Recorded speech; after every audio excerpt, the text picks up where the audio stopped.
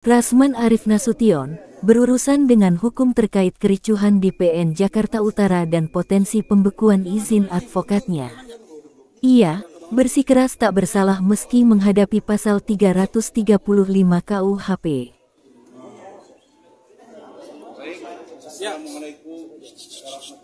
Babak baru kasus dugaan penghinaan lembaga peradilan atau Contempt of Court pekan ini menampilkan Rasman Nasution mendatangi Bareskrim Polri Jakarta, Rabu tanggal 26 Februari tahun 2025. Didampingi kuasa hukum, ia diperiksa sekitar 5 jam. Rasman Nasution dicecar sekitar 24 pertanyaan. Pemeriksaan ini buntut sidang kasus pencemaran nama baik Hotman Paris Hutapea di Pengadilan Negeri Jakarta Utara yang berakhir ricuh. Kala itu, Rasman Nasution yang tak terima mendekati meja majelis hakim dan meneriaki hakim sebagai koruptor. Sementara salah satu kuasa hukumnya, Firdaus Oiwobo malah naik dan menginjak-injak meja persidangan.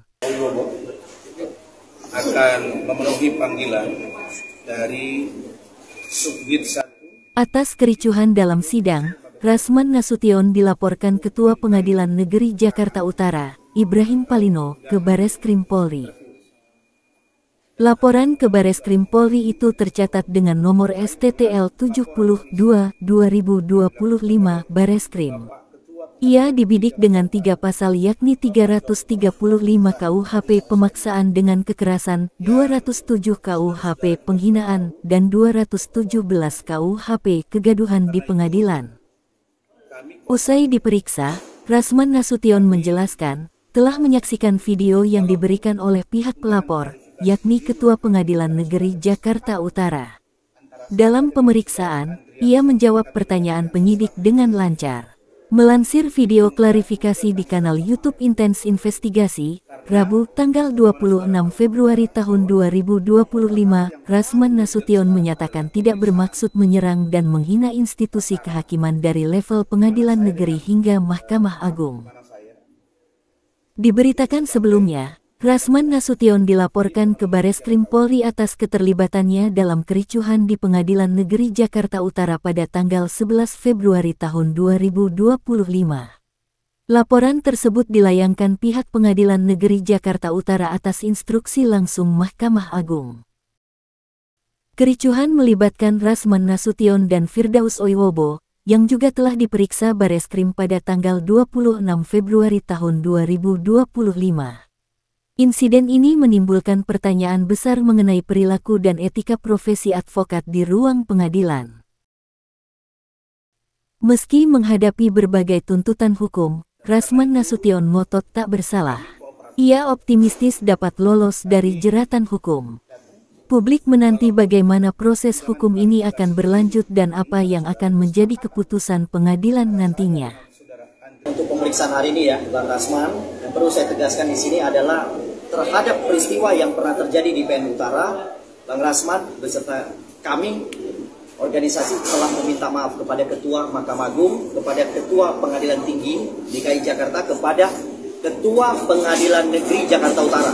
Ya jelas kami telah mengajukan permohonan maaf, baik itu tertulis maupun lisan. Jelas kita telah melakukan, artinya negara hadir ketika seseorang mungkin seperti Bang Rasman memberikan kritik, harusnya negara bisa mengambil sikap dengan artinya menerima kritik tersebut. Itu kritik loh. Ya, itu artinya apa yang dilakukan oleh Bang Rasman itu merupakan kritik.